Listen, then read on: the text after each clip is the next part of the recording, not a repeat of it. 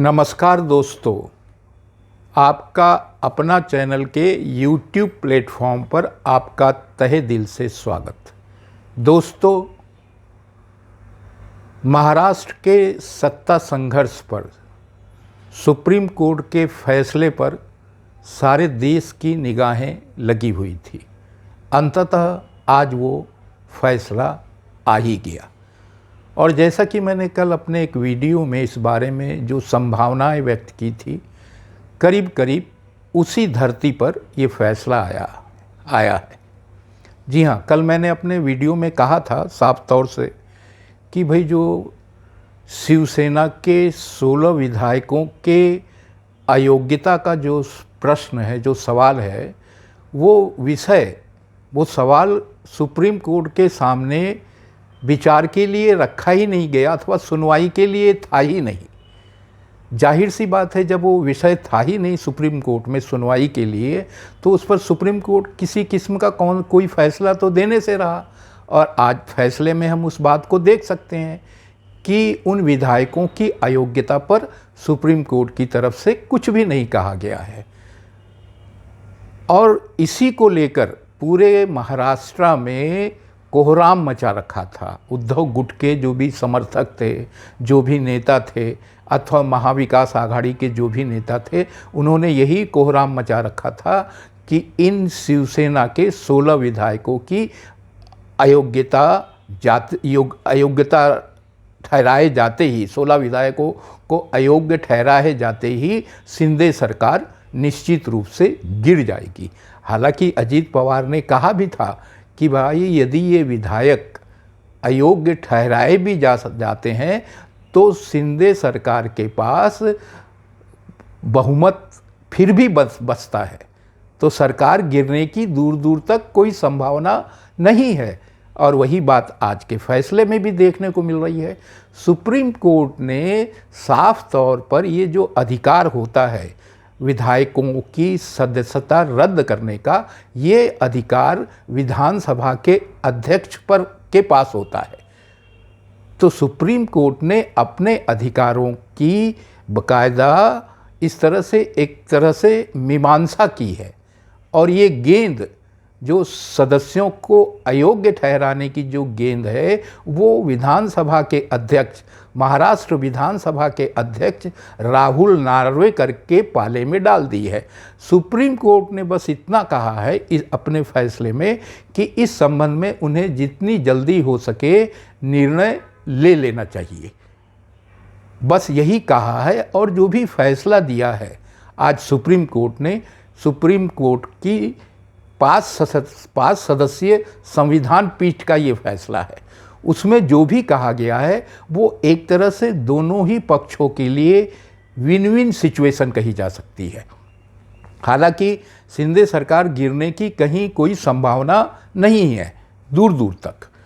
अब यही वजह है कि ये जो फैसले में जो भी टिप्पणियां की गई है, उन टिप्पणियों के अपने अपने ढंग से दोनों ही पक्ष निहितार्थ निकाल सकते हैं।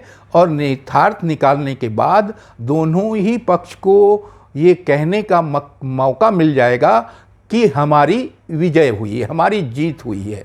अभी इसी को आधार बनाकर हमारे जो वकील थे उद्धव ठाकरे साहब के, जो उद्धव ठाकरे गुट की पैरवी कर रहे थे इस मामले में, अभिषेक मनु सिंघवी ने, उन्होंने जैसे ही सुप्रीम कोर्ट ने अपना फैसला सुनाया, उन्होंने बड़े ही जोश से कहा कि सत्यमेव जयते, सत्य की सदा ही जीत होती है। और यही बात शिंदे गुट के लोगों ने भी कहना शुरू कर दिया है, बल्कि वो तो उत्साह में आकर जश्न भी मना रहे हैं।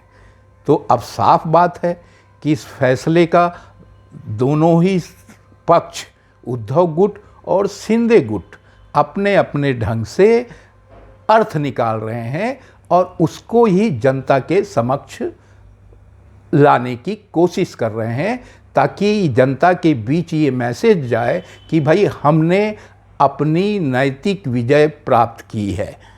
मगर कोर्ट ने बहुत संतुलन साध के अपना निर्णय दिया है। और अभी हालांकि पूरी तरह से वो निर्णय आएगा, तब कहीं जाकर उसके बारे में जो भी विशेषज्ञ हैं वो कुछ सही ढंग से बता पाएंगे।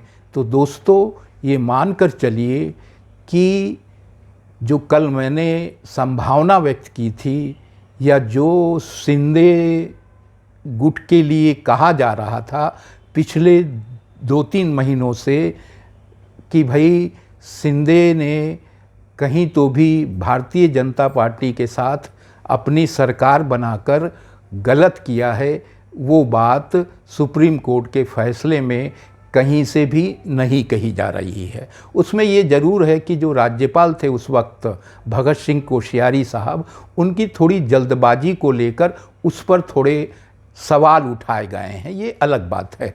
जाहिर सी बात है कि भाई एक राज्यपाल की जो आजकल की जो भूमिका देखी जा रही है, पक्ष विशेष के प्रति उनका रुझान, तो उस रुझान की ओर इशारा किया गया है कि एक राज्यपाल को तटस्थ होना चाहिए, इस तरह का झुकाव किसी पार्टी विशेष के प्रति नहीं दर्शाना चाहिए। हाँ ठीक है, हम भी उससे सहमत हो सकते हैं, मगर आजकल की जो राजनीतिक स्थितियां हैं, उन राजनीतिक स्थितियों में इस तरह से कहीं तो भी किसी पार्टी विशेष के प्रति कहीं तो भी राज्यपालों का रुझान तो हम देखते ही हैं। उनका आज के दौर में पूरी तरह से तटस्थ रहना संभव नहीं माना जाता है और संभव भी नहीं लग रहा है।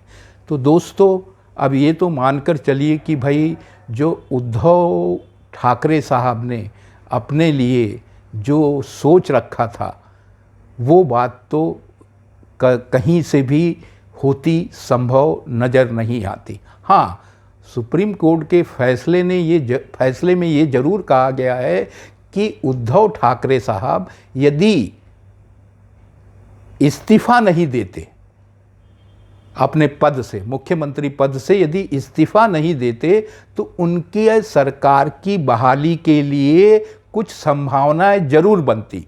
मगर उन्होंने, आपको यदि याद होगा तो उद्धव ठाकरे ने विश्वास मत का सामना किए बगैर ही अपना इस्तीफ़ा दे दिया था। हालांकि शरद पवार ने, एनसीपी के जो राष्ट्रीय अध्यक्ष हैं, उन्होंने इस संबंध में उनको समझाया भी था कि भाई आप इस तरह से हार मत मानिए, अपनी तरफ से कतई सरेंडर मत कीजिए, स्थितियों का सामना करिए। सदन में स्थितियों का सामना करने के दौरान हम अपने लिए पूरी तरह से अनुकूल माहौल बना सकते हैं। मगर हमारे उद्धव ठाकरे साहब, वो तो बमुश्किल मुख्यमंत्री बने थे, बड़ा जोड़ तोड़ करके उन्होंने अपना भारतीय जनता पार्टी से गठबंधन तोड़कर कांग्रेस और एनसीपी से हाथ मिलाया, महाविकास आघाड़ी का गठन किया और फिर उस महाविकास आघाड़ी की सरकार में मुख्यमंत्री बने। वो उनके अंदर तो वैसे ही बड़ी जल्दबाजी करने की आदत है और उस जल्दबाजी करने का खामियाजा उन्होंने इस रूप में भुगता, जिस ओर सुप्रीम कोर्ट ने संकेत भी किया, साफ साफ संकेत किया कि आपको इस तरह से इस्तीफ़ा नहीं देना चाहिए था। वो कहीं तो भी आपकी बहुत बड़ी तकनीकी गलती साबित हुई है और उसी का खामियाजा आपको भुगतना पड़ रहा है। तो दोस्तों, ये मानकर चलिए कि अभी तो इस संबंध में दोनों ही तरफ से पक्ष विपक्ष में अपने अपने तर्क आएंगे, अपनी अपनी दलीलें आएगी। दोनों ही पक्ष अपने आप को नैतिक रूप से, कानूनी रूप से विजयी घोषित करने की कोशिश करेगा।